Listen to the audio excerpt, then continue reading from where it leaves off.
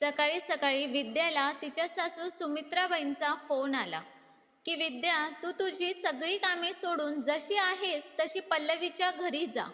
पायरीवरून घसरून पडल्याने पल्लवीचा पाय फ्रॅक्चर झाला आहे आणि तिला डॉक्टरांनी बेड रेस्ट करायला सांगितले आहे. तू तिथे गेलीस तर तिची चांगली काळजी तरी घेशील. ती तिच्या लहान मुलांना घेऊन सर्व कसे सांभाळेल. फोनवरूनच विद्याच्या सासूने सुमित्राबाईंनी तिला आदेश दिला. यावर विद्या म्हणाली, आई, पण पल्लवी ताई तिथे काही एकट्या नाहीये. त्यांच्या घरात त्यांची काळजी घ्यायला त्यांची सासू, लहान जाऊबाई पण आहेतच ना. मग मी तिथे जाऊन काय करणार? इथे राहुलचं ऑफिस आहे, मुलांच्या शाळा चालू आहेत. मी तिथे गेले तर इथे माझं पूर्ण घर कोण सांभाळेल? यावर सुमित्राबाई जरा रागातच बोलल्या, तुला फक्त बोलायचंच माहिती आहे. असं पण मी सांगितलेलं तू ऐकतेस तरी कुठे? माझी मुलगी तिकडे अडचणीत आहे. मला पण माहिती आहे तिच्या घरात सासू आणि जाऊबाई आहेत. अगं, पण माहेरवाल्यांचे पण काही कर्तव्य असतातच ना. तू तिथे जाऊन त्यांची थोडी कामात मदत करून आलीस तर त्यांनाही थोडं बरं होईल. तू रोज सकाळी तिथे जाऊन तिच्या वाटणीचे काम करून संध्याकाळी तुझ्या घरी परत येत जा. तू तर त्याच शहरात राहतेस म्हणून तू जा. काही दिवसांनी मी जाईन. तुला तर माहीतच आहे माझ्या मैत्रिणीच्या मुलाचं लग्न आहे. मी गेले नाही तर तिला वाईट वाटेल. सासूबाईंचं बोलणं ऐकून विद्याकडे काहीच पर्याय नव्हता. तिने राहुलसाठी टिफिन तयार केला आणि मुलांना शाळेत सोडले. घर जसे होते तसेच ठेवून घराला लॉक लावून तिची स्कूटी घेऊन ती तिच्या नंदेच्या घरी जायला निघाली. तिच्या नंदेचं घर 10 किलोमीटर लांब होते. विद्याने तिथे जाऊन बघितले तर घरातील कामवाली काम करत होती आणि पल्लवी ताई बेडवर झोपली होती. विद्या तिथे गेल्यावर पल्लवीने तिला साधं पाण्यासाठी सुद्धा विचारले नाही. लगेचच कामाची ऑर्डर दिली की वहिनी, माझ्यासाठी पाणी घेऊन या आणि खायला काहीतरी बनवा. आपल्या सुनेच्या वहिनीला आलेलं बघून पल्लवीच्या सासूने आणि जाऊबाईने सुद्धा आपल्या हातातील कामं सोडून दिली. विद्याने सकाळच्या नाश्त्यापासून चालू केलेले काम रात्रीच्या जेवणापर्यंत चालूच होते. सर्वांची जेवणं आटोपल्यावर विद्या तिच्या घरी परत आली. रात्र झाली होती. विद्याच्या मुलांना तिच्या मैत्रिणीने सांभाळून घेतले होते. विद्या नंदेच्या सासरी जाऊन सर्व कामे करून आली. तरी पण कोणीच असं म्हटलं नाही की तुला घरी जाऊन जेवण बनवायला खूप उशीर होईल, म्हणून राहुल आणि मुलांसाठी जेवण इथूनच घेऊन जा. विद्याने सुद्धा घरी येताच खिचडी लावली. आता तर रोज सकाळी विद्याची सासू तिला फोन करायची आणि विद्याला तिच्या नंदेच्या घरी जावंच लागत होतं. तिथे गेल्यावर तिची नणंद पल्लवी अंथरुणात पडूनच रोज सासरकडील मंडळींसाठी नवनवीन खाद्यपदार्थ बनवायला सांगायची. विद्या 5-6 दिवस तर पल्लवीच्या घरी गेली, पण रविवारी विद्याने जाण्यास नकार दिला. कारण रविवार असल्याने मुलांची आणि राहुलची सुट्टी होती. तेव्हा विद्याच्या सासूने तिला फोन करून सांगितले की चांगलंच आहे, सुट्टी आहे तर तू जेवण बनवून ठेव. हे बघ सुनबाई, आपण मुलीकडचे आहोत आणि पल्लवीच्या सासरी जाऊन तिच्या वाटणीचे काम करणे हे तुझे कर्तव्यच आहे.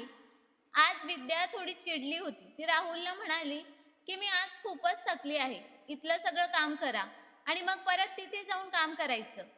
तिथे जाऊन फक्त पल्लवी ताईंच्या तब्येतीची चौकशी करायची असती तर ती गोष्ट वेगळी होती. पण तिथे तर रोज जाऊन दिवसभर कामे करायचे. त्यामुळे मला घरावर आणि मुलांवर नीट लक्ष ठेवता येत नाही. पल्लवी ताईंच्या घरी तर त्यांची काळजी घ्यायला सासू आणि जाऊबाई आहेत. घरातली कामे करायला कामवाली आहे. तरी सुद्धा माझेच जाणे जरुरी आहे का? यावर राहुल काय बोलणार? कारण सुरुवातीपासूनच राहुलची आईसमोर बोलण्याची हिंमत झाली नाही. मग आता काय बोलणार? तो फक्त एवढंच म्हणाला की तू थोडे दिवस सांभाळून घे. गुरुवारी आई येत आहे. राहुलचं बोलणं ऐकून विद्या शांत बसली आणि मन मारत अजून काही दिवस पल्लवीच्या घरी गेली. गुरुवारी सकाळी विद्याची सासू सुमित्राबाई आली आणि सरळ आपल्या मुलीच्या सासरी गेली आणि 1 तासांनी तिथून त्यांनी विद्याला फोन करून सांगितले की विद्या, मुलांची रूम थोडी साफ करून ठेव. मी पल्लवीला घेऊन तिकडेच येत आहे. हे ऐकताच विद्या आश्चर्यचकित होऊन विचार करू लागली, आई, पल्लवी ताईला इकडे घेऊन का येत आहेत? त्यांच्या मुलांच्या पण परीक्षा जवळ आल्या आहेत. म्हणून तिने राहुलला फोन केला. पण तोपर्यंत सुमित्राबाई पल्लवीला घेऊन निघाल्या होत्या. पल्लवीला घरी आणून सुमित्राबाई आपल्या मुलीची देखभाल करू लागल्या आणि विद्याला म्हणाल्या, अगं, मी तिकडे थांबले असते तर चांगले वाटले नसते, कारण ते मुलीचे सासर आहे. म्हणून मी विचार केला की पल्लवीला इकडेच आणून तिची चांगली देखभाल करूया, म्हणजेच तिच्या सासूला आणि जावेला सुद्धा थोडा आराम मिळेल. विद्या, उद्यापासून पल्लवीची मुले सुद्धा इथूनच शाळेत जातील. त्यांचा टिफिन बनवून त्यांना शाळेत घेऊन जाणे आणि घेऊन येण्याची जबाबदारी तुझीच आहे. सुमित्राबाईंनी कोणताही विचार न करता विद्याला आदेश दिला. विद्याला समजले होते की आई जर तिकडे थांबल्या असत्या तर त्यांना तिथे कामे करावी लागली असती. इथे तर मी फुकटची मोलकरी नाही ना सर्वे कामे करायला. आता विद्यावर दुहेरी जबाबदारी आली होती. सर्वांचे जेवण बनवायची, मुलांसाठी टिफिन, दूध, नाश्ता आणि त्यांना शाळेत घेऊन जाणे, घेऊन येणे. त्याचबरोबर घरातली सगळी कामे ती एकटीच करत होती. तिची सासू सुमित्राबाई आणि नणंद पल्लवी तर दिवसभर फक्त गप्पा मारत असायच्या आणि रोज जेवणासाठी नवनवीन पदार्थ बनवण्याची ऑर्डर देत असायच्या. सुमित्राबाई आपल्या मुलीची काळजी घेत होत्या. तिला वेळेवर औषध देणे आणि चहा, नाश्ता, जेवण हे सगळं त्या व्यवस्थित पार पाडत होत्या. पल्लवी इकडेच थांबली होती, त्यामुळे तिच्या सासरकडील मंडळी तिला पाहण्यासाठी दर रविवारी तिथे येत आणि जेवल्याशिवाय जायचं नावच काढत नसत. असे करता करता 2 महिने निघून गेले आणि पल्लवी तिच्या सासरी गेली. म्हणून सुमित्राबाई सुद्धा गावी निघून गेल्या. काही महिन्यांनी विद्याची स्कूटी स्लिप झाल्याने तिच्या पायाला दुखापत होऊन पाय फ्रॅक्चर झाला आणि हातालाही जखमा झाल्या होत्या. त्यामुळे डॉक्टरांनी तिला बेड रेस्ट करायला सांगितले. मुलांची जबाबदारी आणि घराची जबाबदारी पण तिच्यावरच होती. म्हणून आता विद्याच्या समोर मोठं संकट येऊन उभे राहिले.